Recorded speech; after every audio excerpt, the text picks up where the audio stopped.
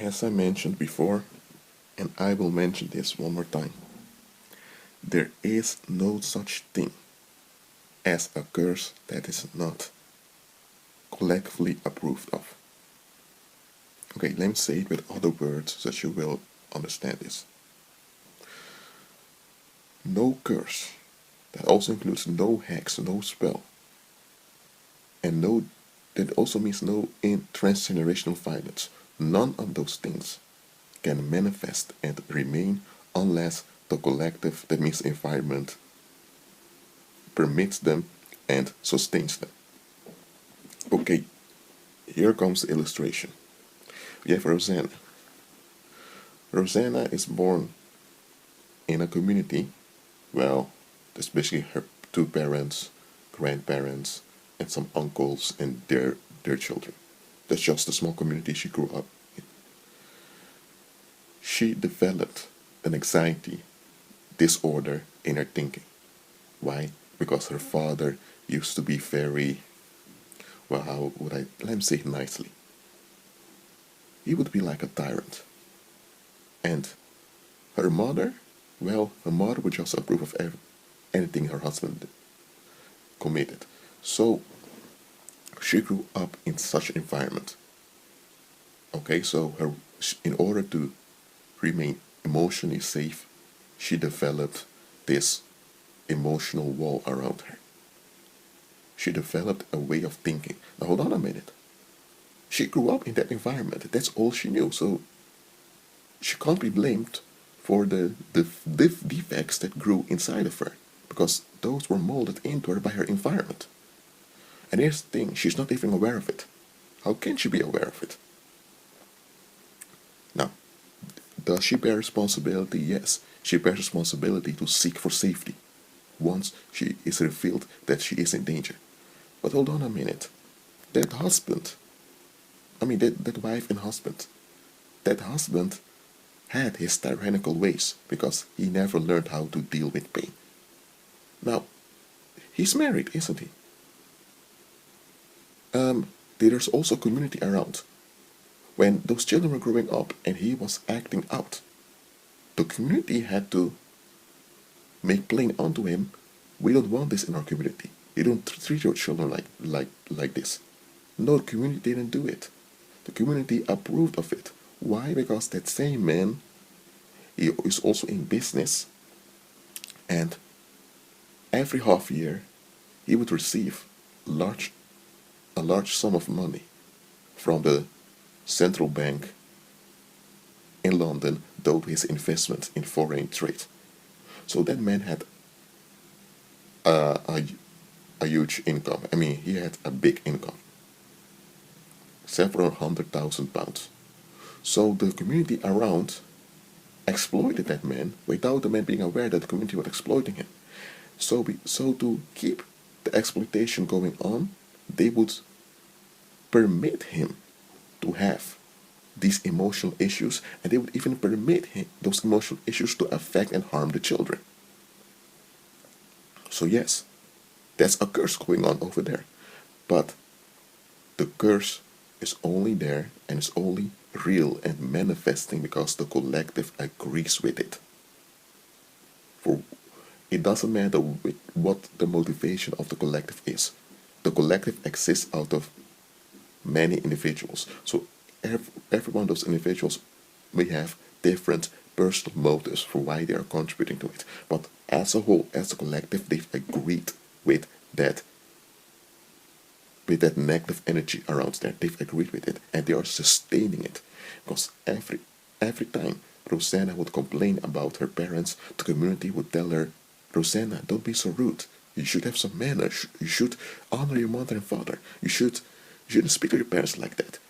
So she would be punished and she would be harmed by the community when she would point out harm is going on. And because Rosanna doesn't know any better, because she also lives isolated, she doesn't have much contact with other communities throughout society, well, she assumes that her environment is telling the truth, because that's how the brain works. When something is repeated over and over again,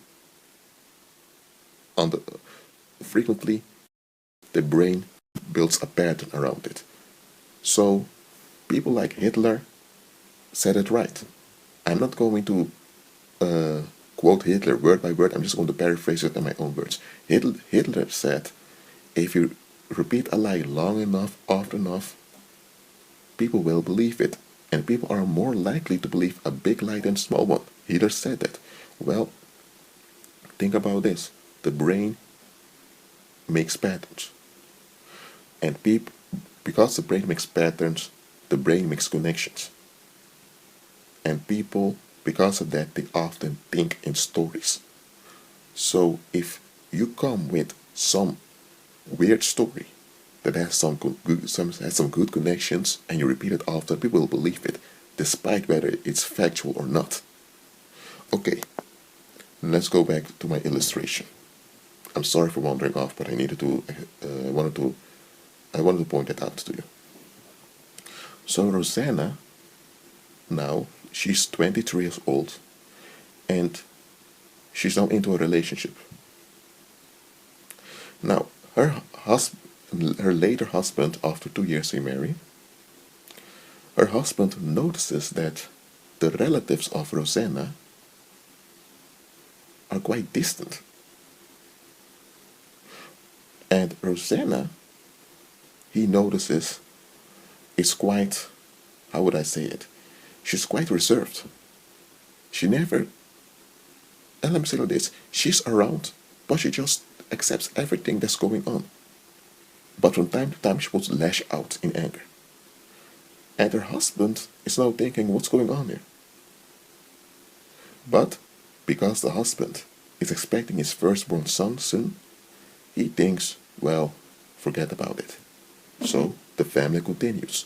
20 years later, the son that was born out of that union, he has two smaller siblings also that were born later. That son has some, how do I say it? He has emotional issues. He has this bitterness inside of him, and he goes to a psychiatrist and also psychologist. And what all of those people told him was that he has harbored pain on the inside that he couldn't let out. And in therapy, repressed memories came up. And this guy is the son of Rosanna and her husband. And now he also remembers moments that his mother would lash out against him and curse him out. And he also realized that anytime his mother would make a conclusion about something, she would enforce a conclusion about anyone else, and if someone disagreed, she would lash out, become like a demon, and begin stalking you and insulting you because she didn't agree with her. And he also remembered how his father would join his mother, and he would be in danger. Now, all of this affected his brain while he was growing up. All this pain was structured on the inside of his body, not just in his brain, but also in his body. And when he began to remember all of this, he re-experienced the pain over and over again. But after a while, that's how he was healed. He was healed from the past. And when he was healed from the past, let's call this son Rick. When Rick realized it, Rick began to look at his family, and he noticed that while he was growing up, having all this pain, the people at school, the teachers knew about his situation at home. The people at church knew about it. People at the polo club knew about it. But everyone, because they wanted to keep things as they were, they permitted the situation to happen. They didn't take their collective responsibility as a community to protect a member of their community. And there's another thing. A lot of those other families also had their tensions, and their children also had, also had hidden pain. So what happened? Because Rick was a bit isolated, often Rick was bullied. Until he was around 13 years old. After that, it stopped. And those parents knew that their children were bullying Rick, but those parents and those other families were thinking, well, at least Their children have an outlet that they won't experience that negative energy at home. Why? Because those families knew why their family member was bullying and picking on someone else, but they were not willing to face their internal conflicts, so they permitted it. So when Rick was around 21 years old, that's when he began to realize how much harm the community permitted upon him. And look, Rick realized that for him to be safe, he needs to depart from those people. Because he understood very well that those people are going to continue to permit all those tensions. They've accustomed themselves to those tensions. They have invested in those tensions. They've exploited those tensions. So Rick knew very well that they are not going to give up all the investment they made all those years. So what did Rick do? Rick did not go no contact with his relative just like that, but little by little he removed himself. And when Rick finally found a job in France, he left. Now, I've made similar illustrations in past videos, but in this illustration I wanted to point out that yes, there was, how to say it, transgenerational violence. There was a blueprint of envy and jealousy. There was a pattern of fear and violence. Yes, it was, but it could only remain because the collective agreed with it. Because, as I mentioned before, if people would have held Rosanna's father accountable for how he treated his family, then Rosanna would have had another youth. She would have grown up, become another type of woman, and then she may not have married that man that she married with, and a lot of the other things wouldn't have taken place. Just understand the following: nobody gave existence unto themselves. Everyone grew up somewhere. That means that the name you have, you didn't give that name unto yourself. If your name is Paul, it's because your parents decided to name you Paul, and not only that, the environment chose to call you Paul. Because there are people giving their children inappropriate names, and people decide, no, you need to change that name. So the fact that you have a first name and people call you by your first name is also because of an historical it's also part of a historic outworking. The fact that you have a certain last name and that's also part of the outworking of the past. So most things about you didn't choose. It's just something you grew up in and that people ascribed onto you. If you grew up somewhere and people began to pick on you, those issues that developed inside of you because of the pressure and the tension outside, that's something the community did onto you. That's what they approved onto you. That's the function they gave onto you. They didn't give it onto you, they enforced it onto you. So the fact that you have to deal with those issues later on to be delivered is also something you didn't choose for. So understand this. Everyone comes from somewhere. So that also means that people, when someone is in a certain condition, well, of course, when someone has become older, they have a will that they can choose, and they are responsible for safety. That's true. They have responsibility. But don't judge too quickly. Judge righteously. A lot of people, they are contained by their environment into a certain condition because the environment has a benefit of them being in that condition. Plain and simple. That's why when you pray for someone, well, when you pray for someone, it's not just for the individual. It's not that prayer is not only going to affect that individual, it's going to affect the whole collective. Okay, let's modify the illustration. Let's say that Rosanna, while Rosanna was 16 years old, she met through let's say that through social media, she acquired some social contacts. I don't call them friends because they're people she talked to online through the internet. Some of them she became close with through the internet, others she remained distant, but she met some of those people online. And let's say there was someone that lived, for example, in Romania, and this individual in Romania talked to Rosanna.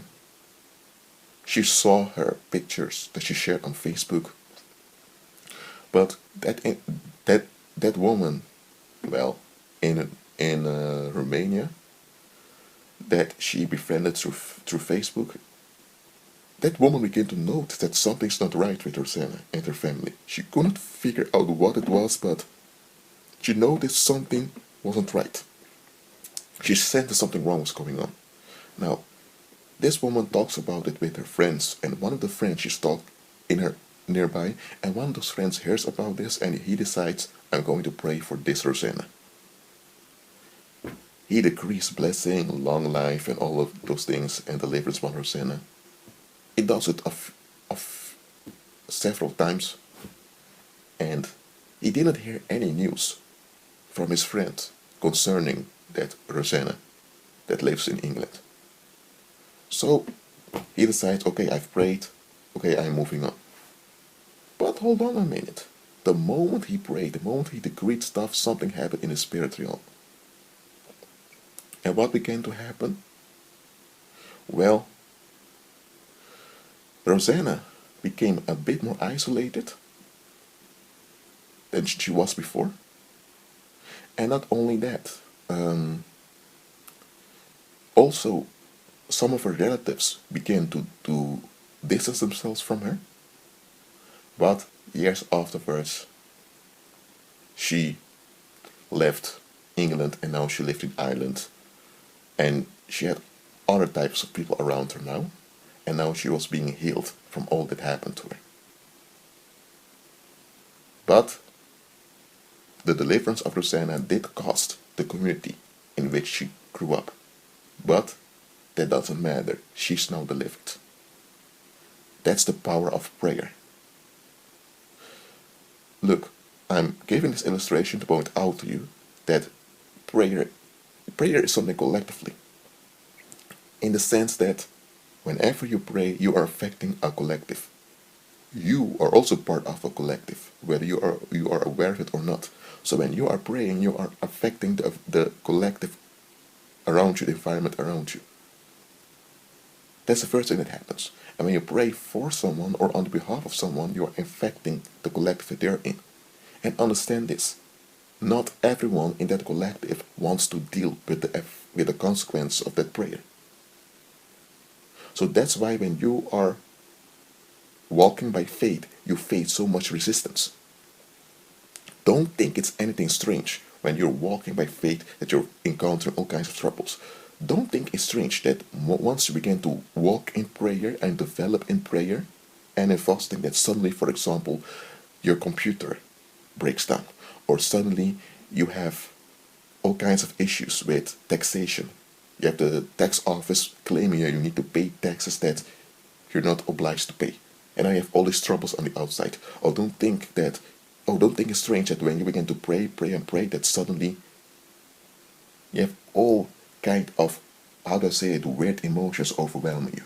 Or you have or you notice that a lot of people, strangers, begin to look weird at you and feel the urge to lash out and scream at you and do all kinds of weird things. Don't think it's something strange that you have all these so-called random attacks and hostilities towards you when you begin to walk in prayer. You know why? Because that means that you are doing something. That means that you're going in the right direction. Look, it can be that someone did something that wasn't kind and people are upset with it. Okay, such things happen. Okay? There are some difficulties out there. There are just random difficulties that pass by. Just like you have clouds passing by, sometimes blocking the sunlight, you have circumstances that come and go. Okay? Everyone goes through that. Believers, unbelievers. That's just common, okay? So what happens? A lot of people begin to think If everything goes easy, that means I'm on the right path. No, that's a myth.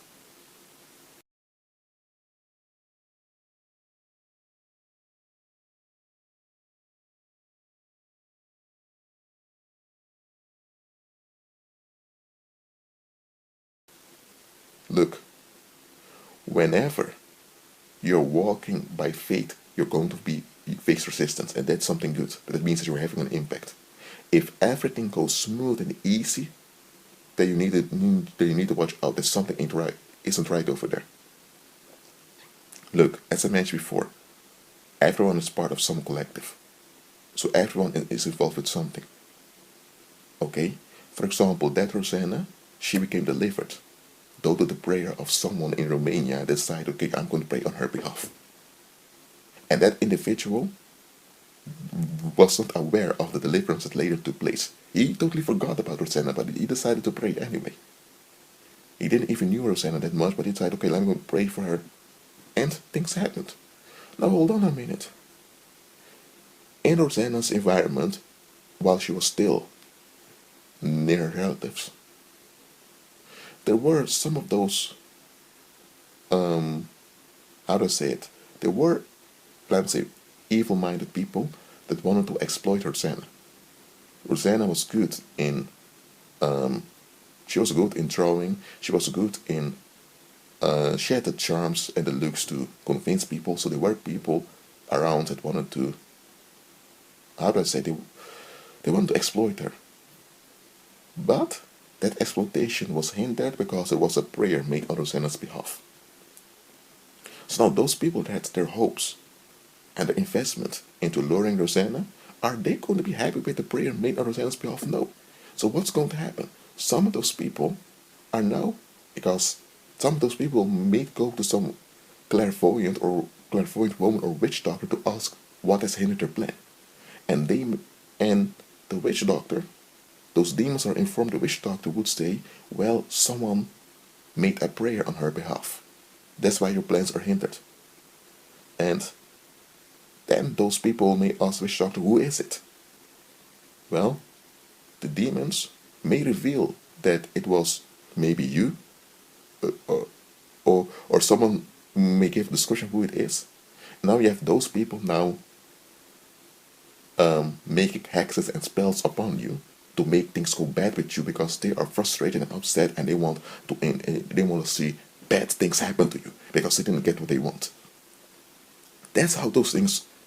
That's how those things go, folks. That's how the world operates. Most of the processes of the world are not in the seen but in the unseen. Are not on the scenes but behind the scenes. And behind the scenes, a lot of war and a lot of conflicts are going on that you don't see on the scenes and you don't see in public. So, whenever you face resistance against you, keep on praying, keep on going. That means you're on the right path. That means there's benefit in what you're doing. If everything goes easy, watch out. And look, I'm going to repeat this. People that have everything going easy with them, it's not because they're anointed and have a super relationship with the Most High. No. I just woke up, so forgive me if I'm not fluent in my speech at the moment. Nevertheless, I wanted to make this, I wanted to record this message for you. All people, I don't say people on the earth that have everything going smooth and easy for them, it's because because they're sold out. They're busy with demonic powers. That's why things are going so easy with them. Or they may have a heavy spell or hex put upon them that first appears to be a blessing and later the curse is working out onto their ruin. That can also be the case. I'm not being superstitious here. Even in the world, I mean amongst unbelievers, people understand it is common and normal to encounter difficulties from time to time. It happens to everyone. When someone encounters no difficulty at all, people are going to become suspicious. They're going to think, okay, what's going on here? So don't become sad because you see something going easy with someone else. Because you don't know everything that's going on, everything that's around that individual. Okay? For example, you can have, let's say that after Rosanna became the liver, she's now in Ireland. She's living over there.